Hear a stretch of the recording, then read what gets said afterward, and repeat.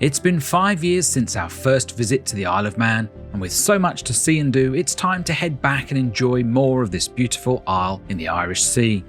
Coming up in this video, we'll stay in and explore the former capital Castletown, with its compact streets, harbour and medieval castle that stands as a testament to its Viking origins.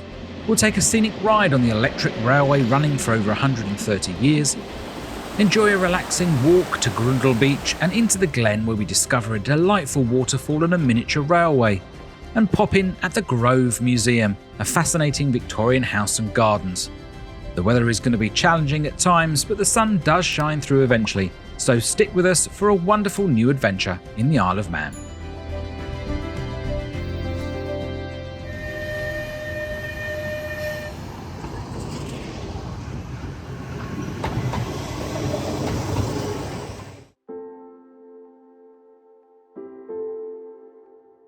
The Isle of Man is a self-governing British Crown dependency.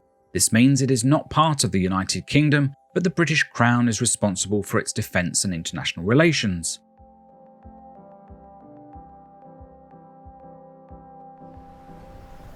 Castletown, our base, is a charming place brimming with history and natural beauty, the former capital of the Isle of Man until 1869, when it passed to the larger town and now city of Douglas due to economic growth, population and accessibility.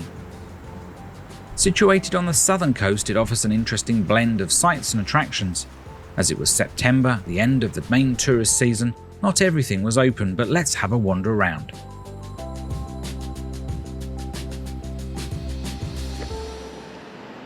The castle is a good place to start, enabling us to get up high and overview the local area. You can visit from the end of March to early November, but do check the Manx Heritage website for the latest opening information and tickets. Known as Castle Rushen, this limestone medieval fortress is well preserved and considered a significant historical and cultural landmark.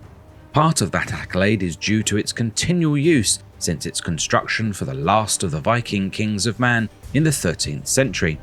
Used as a fortress, a residence, a jail, a place for the tin-walled parliament to sit, and now a tourist attraction. The last Norse king of Man, Magnus Olafsson, is recorded to have died at the castle in 1265. Inside, you can explore various rooms and chambers that have been carefully restored and furnished to reflect different periods of its use.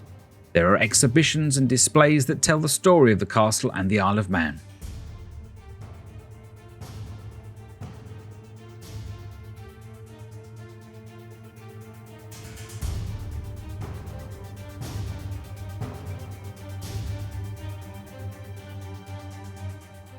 The keep is the oldest part of the castle, dating back to the 13th century. It features thick walls, narrow passages and spiral staircases. You can climb to the top for panoramic views of Castletown and the surrounding area.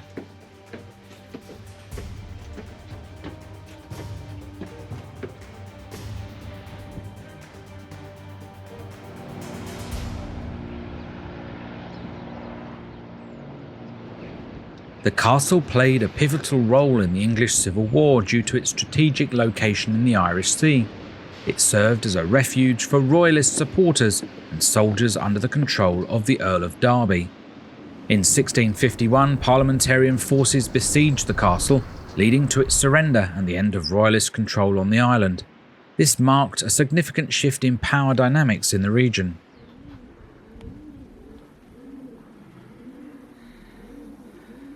The island's parliament, Tynwald, is reputed to have the oldest parliamentary traditions in the world, and in the 15th century the assembly held court in the castle. It comprises of three powers: the sovereign or lord, which today would be King Charles III, the council, the democratic successor to the assembly, reflecting the interests of the lord, and the House of Keys, which represents the people by self-appointment until 1866. The House of Keys meetings moved to this building just off Parliament Square from 1821 to 1874. The building itself is a Georgian-style structure built in 1819. It is notable for being the first purpose-built debating chamber on the Isle of Man.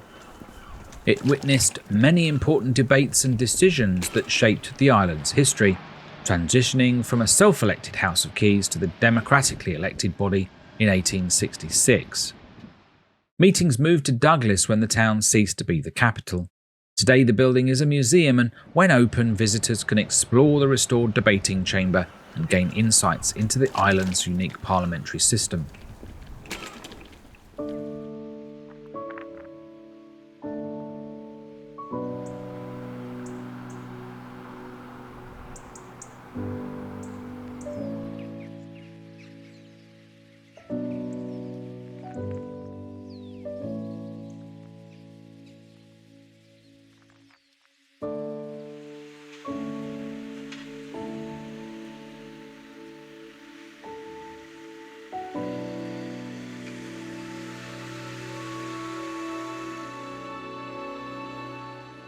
Also, from the top of the castle, we can look down on Market Square and notice a large column that stands at the location of the old market cross.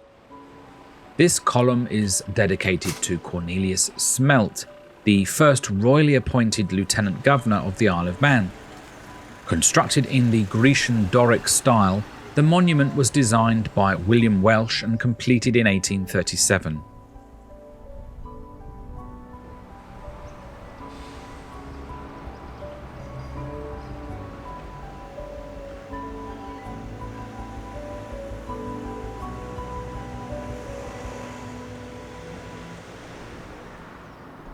The pretty town harbour flanks the castle, and a bronze statue of Captain Quilliam guides the boats home. A local Manx hero, he became first lieutenant aboard HMS Victory under Admiral Lord Nelson in the Battle of Trafalgar.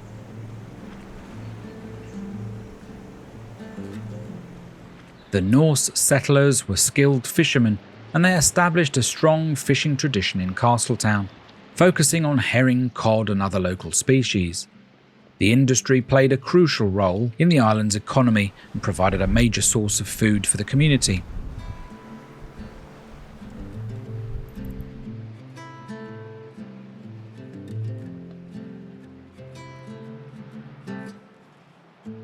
During the 18th and 19th centuries, the fishing industry experienced significant growth. Herring fishing became particularly important, and the town developed a reputation for its high-quality fish. The harbour bustled with fishing boats, and the local economy thrived on the fishing trade.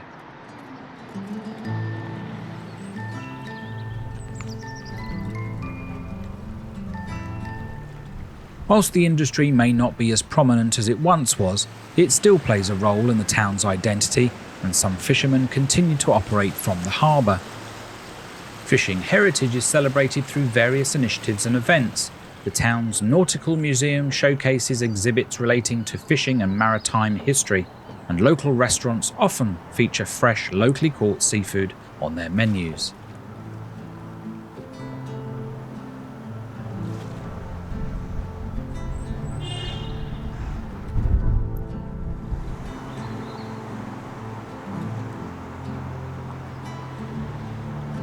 In July 2019, when we last visited, the harbour was packed for the annual quirky and fun World Tin Bath Championships. It's a light-hearted race where competitors navigate a 400-metre course in modified tin bathtubs, often decorated in creative and humorous ways. The event is a full day of entertainment featuring additional activities including attempts at human-powered flight. You can see more on this in our previous video, the link will be at the end.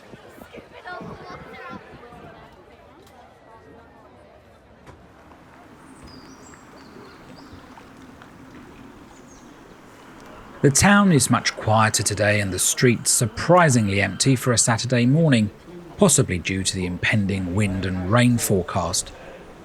There are a couple of pubs dotted around the main square, a fair selection of shops and restaurants, but we'll be heading to Peel later for our fishy supper.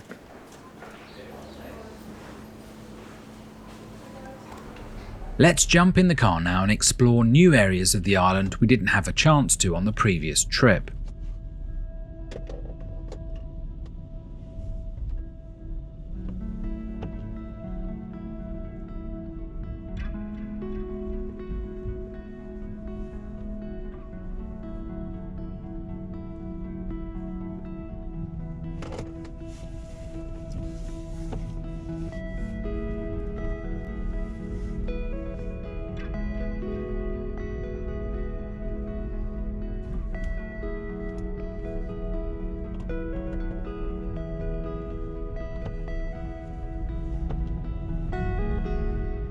As we leave the town, it's worth mentioning that about a 10-minute walk from the centre on this road, you reach the Castletown station, a stop on the wonderful Isle of Man steam railway. The 3-foot narrow gauge railway was opened in 1873 and runs through the island's charming countryside between the capital Douglas and a range of destinations in the south. Again, you can see our entire journey on this wonderful railway in the previous video.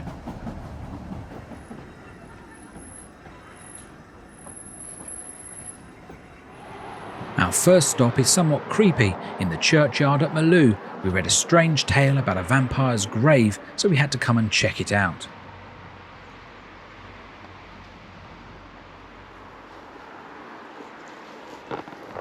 This peculiar gravesite belongs to Matthew and Margaret Hazel.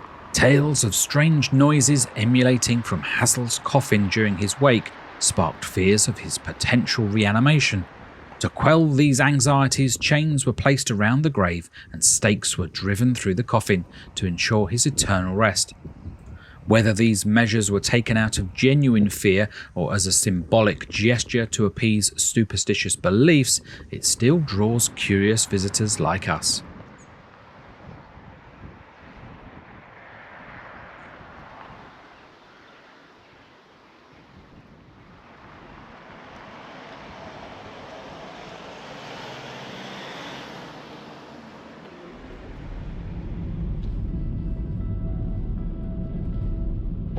With the weather worsening, we headed to Fort Island, also known as St Michael's Isle, located in Derby Haven Bay.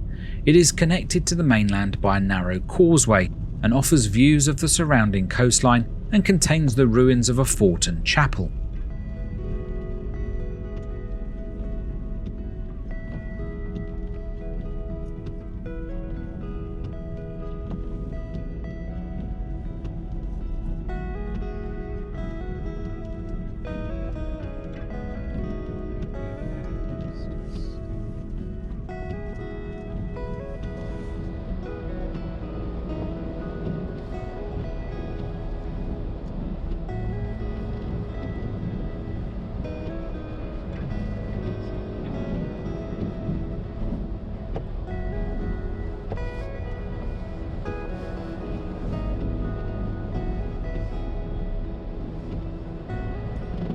St Michael's Chapel, located on the southern side, is believed to have been constructed in the 12th century, possibly on the site of an earlier Celtic chapel. It served as a place of worship for the local community for centuries and was also used for burials, particularly for shipwrecked sailors, well into the 18th century before it ceased to be used.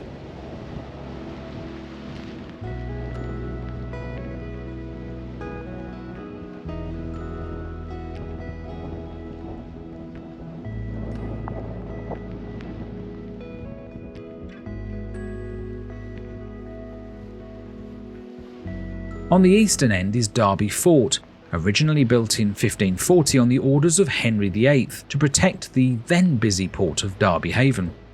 It was upgraded in the 17th century by James Stanley, 7th Earl of Derby, during the English Civil War and did see action during the conflict.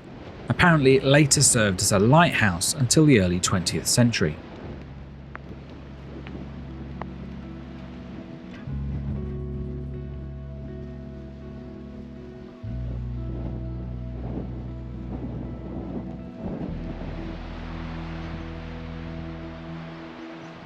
At this point our day turned bad.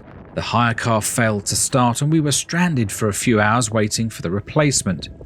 With the weather only getting worse, it was time to abandon exploring for the first day. We did, however, manage to make it to the west coast and the town of Peel, where we had pre-booked dinner at the Boatyard. We filmed Peel in our last video. It's a charming fishing port with an imposing and picturesque castle, and the island's third largest town, often referred to as the Sunset City due to the beautiful sunsets over Peel Bay. Not for us today though, just more wind and rain for our arrival. The Boatyard is well worth a visit for a fishy dinner. Fortunately, I can't remember what the starter was called, but for mains we enjoyed a mixed fish gratin and poached egg and a monkfish and king prawn curry. A great way to end a challenging day.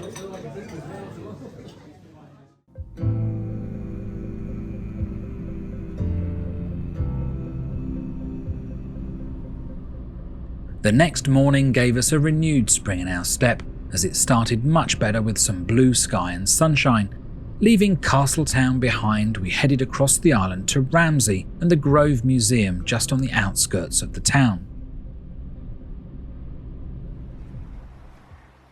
The museum is in a gorgeous setting and offers a unique glimpse into Victorian and Edwardian life.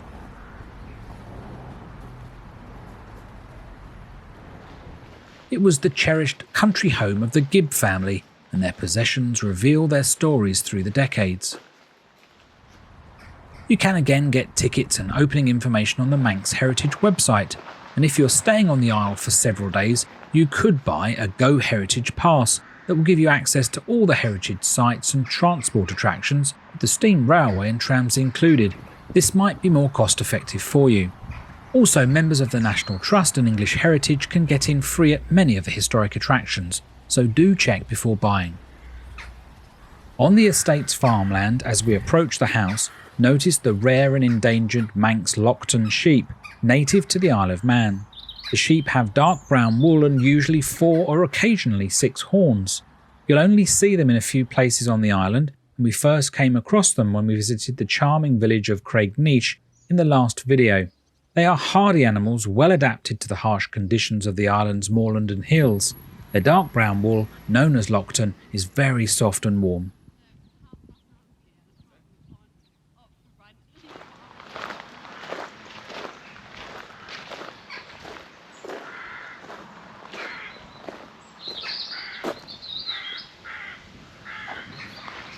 In 1838, Duncan Gibb, a prosperous Liverpool shipping merchant, purchased the property as a summer retreat. He transformed the modest cottage on the site into a grand residence, surrounded by meticulously manicured gardens and sprawling farmland. Upon retiring in 1862, Duncan embraced the life of a gentleman farmer at the Grove until his passing just 5 years later. His financial fortunes had dwindled before his death, so his widow Janet struggled to manage the large house in the years that followed, even though she was assisted by her sister and 2 unmarried daughters. In 1887, Duncan's granddaughters Alice and Janet relocated from Port Erin to join their grandmother and aunts at the Grove and help support the house. Educated by a governess and attended to by servants, the sisters resided at the home for nearly a century, preserving the Victorian splendour of the house. In 1976, Manx National Heritage acquired the Grove, along with its contents, gardens and land, ensuring the preservation of this unique historical treasure for generations to come. Let's have a quick look at the rooms you can explore when you visit the house, each with fantastic artefacts the family retained through the generations.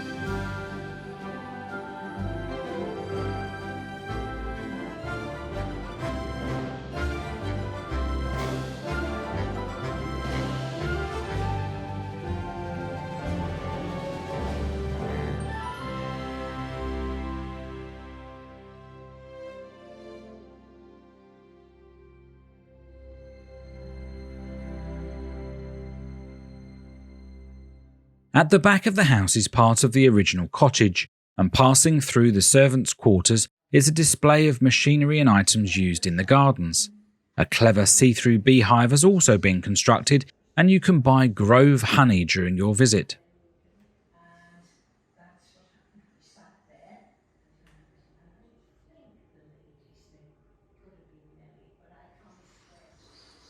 Back outside, a walk around the stables and the outbuildings, followed by the gardens, completes our visit to this remarkable property.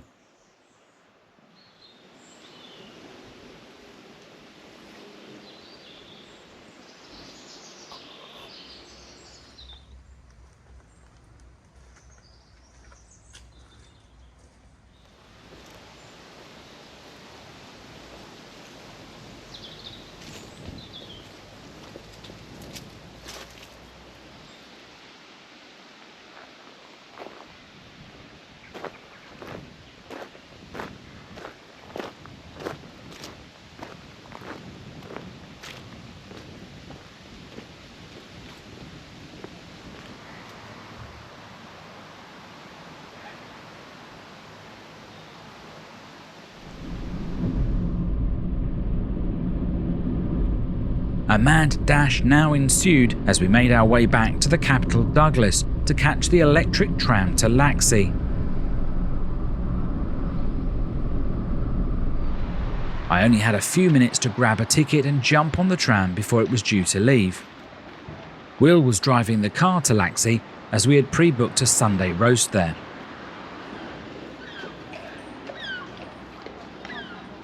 Established between 1893 and 1899, it is the oldest operational electric tram line in the world, still using its original Victorian and Edwardian rolling stock.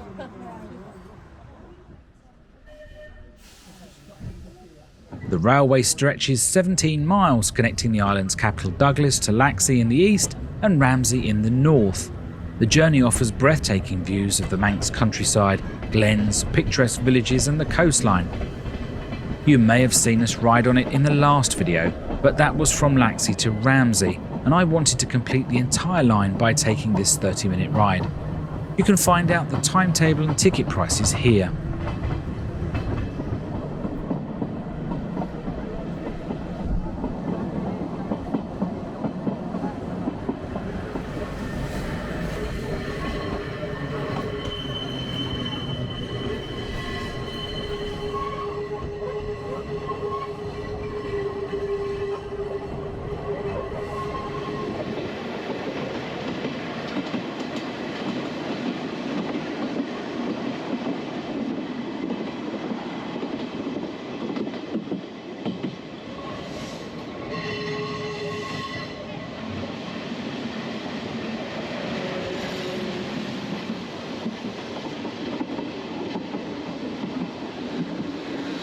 Ten minutes into the ride is the station of Groudle, and we'll be back here in the car after lunch to walk the beautiful wooded glen in search of the charming water wheel, one of the few reminders of when this area became a popular Victorian day trip attraction.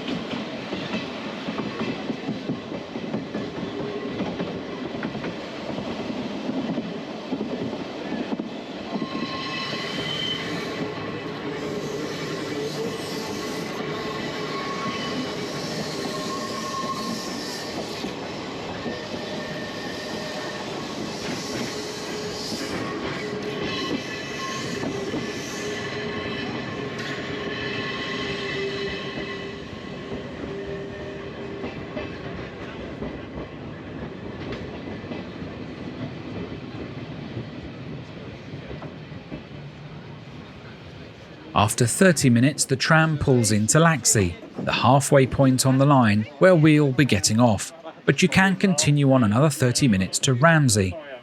Or change trams and with a separate ticket head up the Snaefell mountain, which we did last time.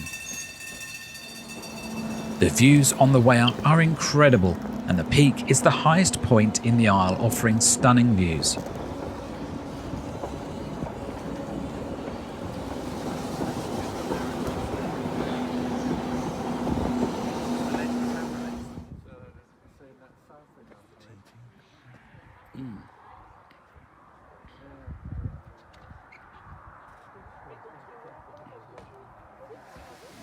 There are a lot of other interesting attractions in Laxey, including the Great Laxey Wheel known as Lady Isabella, the largest original water wheel in the world, which is an impressive sight.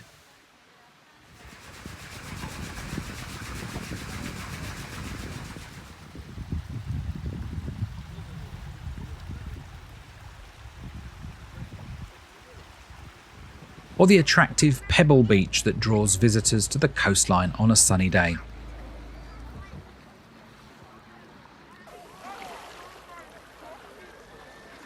We had our sights set on a Sunday roast, and the Laxey Glen, a few minutes uphill walk from the station, was a perfect spot for a wonderful roast beef and Yorkshire pudding lunch. At £18, the portions were a good size and we really enjoyed it. To walk off the sizable meal, we headed back to Groudle, which we passed on the tram. A narrow track leads down to a car park where we managed to find a free space and headed into the Glen for a stroll.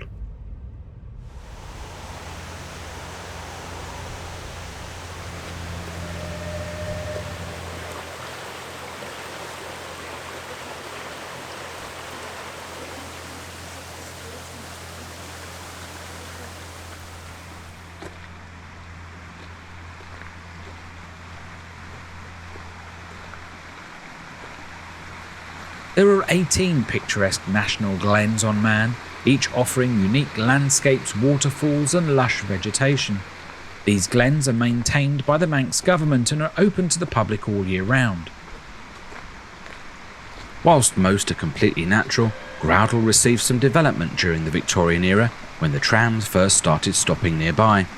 It became a popular attraction for Victorians to come and see the diverse flora, including ferns, pines and larch trees. It also included a small zoo, which featured sea lions in 1893, long since gone. Other attractions included a dance floor, bandstand, stalls, a fortune teller and a narrow gauge railway.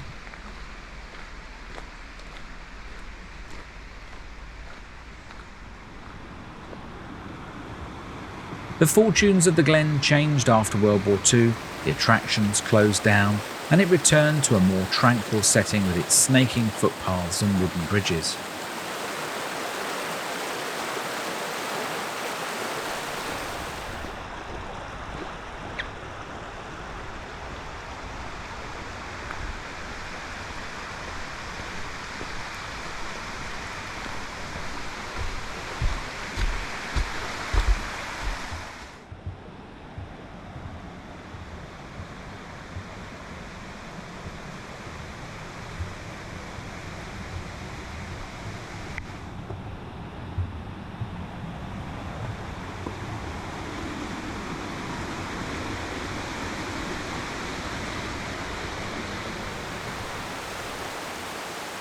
This lovely water wheel, known as Little Isabella, a reference to its much larger sister in Laxey, was a feature of the Victorian Glen and has been restored to full working order in the last few years.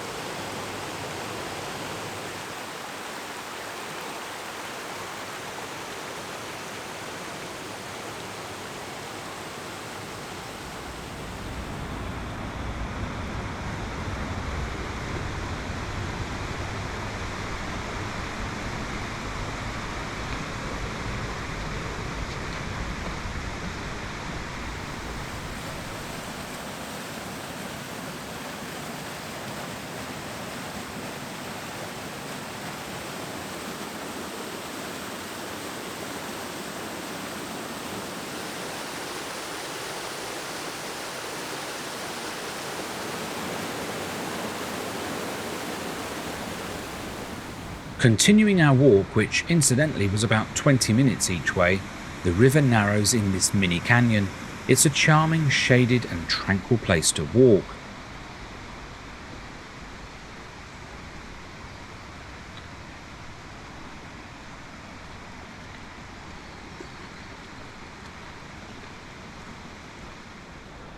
Ahead of us is the Groudle Glen viaduct, where we'll turn round due to time constraints.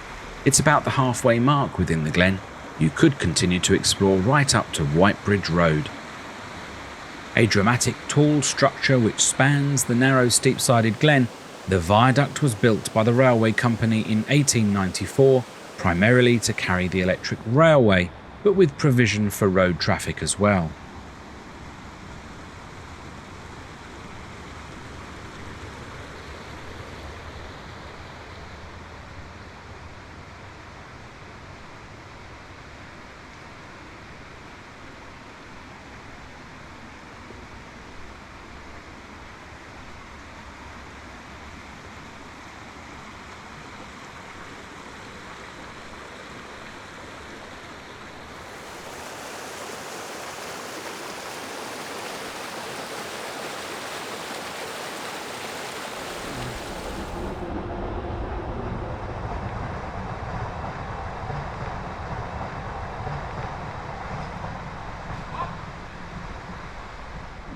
We mentioned a narrow gauge railway in Victorian times. This closed in 1962, but volunteers restored the line and it is again taking passengers through and out of the Glen along the coast to the Sea Lion Rocks station and the site of the old zoo. We didn't have time for a ride but enjoyed the views from this vantage point and caught sight of the little train a few times.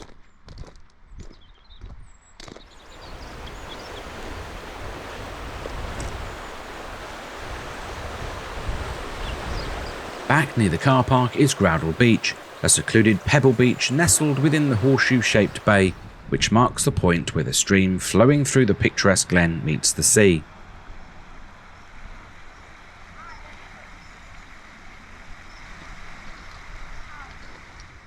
On the outskirts of Douglas is a harbour viewing area that offers lovely views of the city.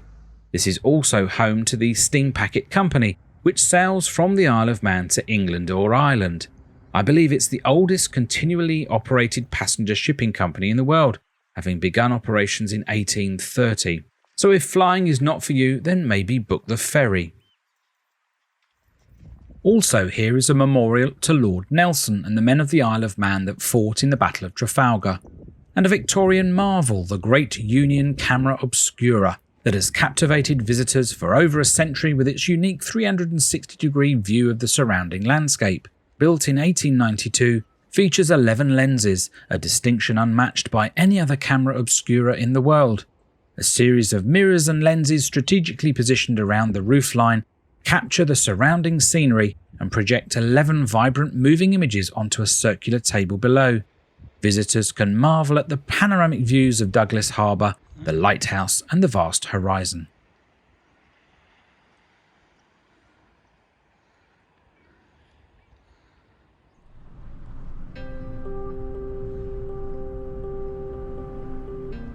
The Isle of Man TT, the Tourist Trophy, is a motorcycle road race that has been held on the island since 1907. It is considered one of the most prestigious and dangerous motorcycle races in the world, due to the high speeds and narrow winding roads of the Snaefell mountain course. As you crisscross the island on your travels, you'll more than likely find yourself on the Snaefell mountain course as we did, and the views from the road are breathtaking, with sweeping vistas of the island's landscape, including the mountains, valleys and the sea.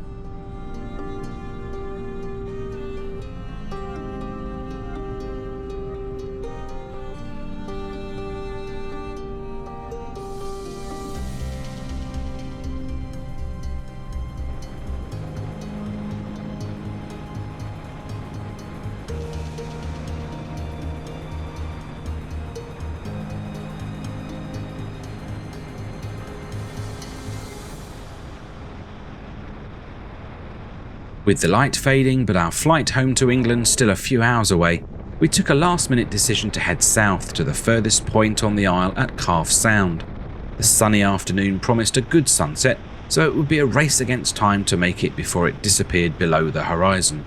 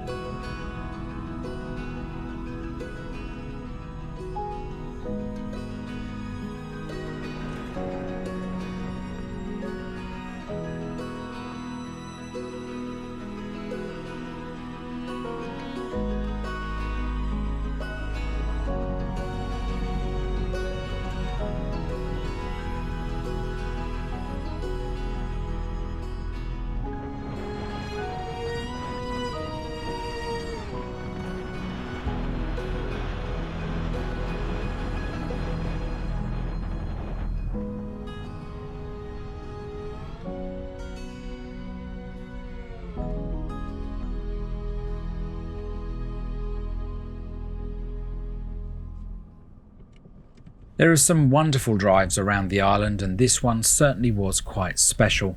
Coming here was the perfect spot to take in the last light of a much better day of exploring.